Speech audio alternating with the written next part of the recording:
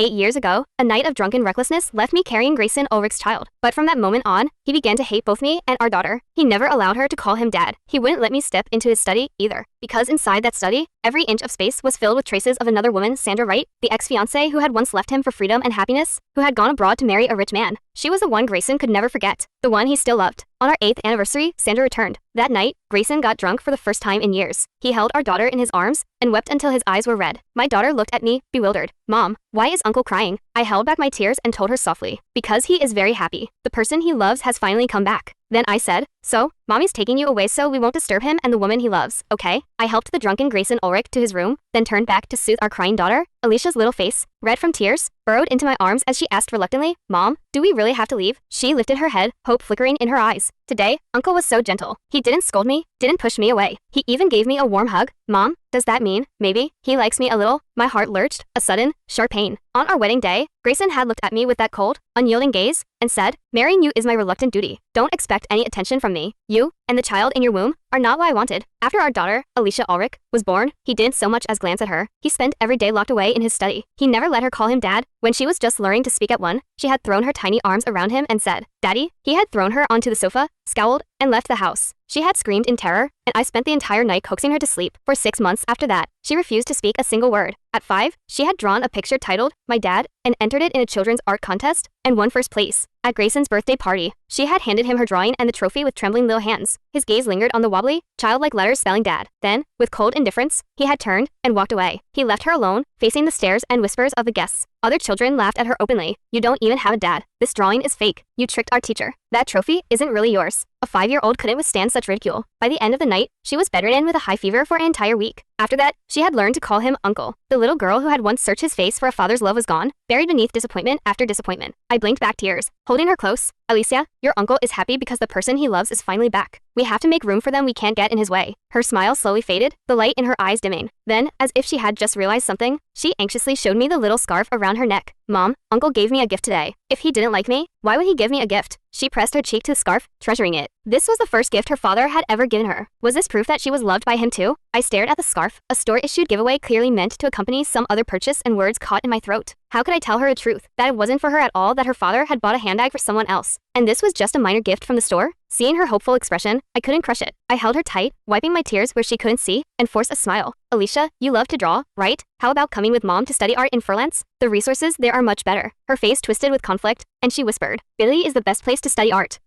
I don't want to go to Furlance." My chest ached so sharply I could barely breathe. I bit my lip, choking back sobs. "Alicia, your uncle doesn't want us to stay here. Let's leave, okay?" She pulled away from me,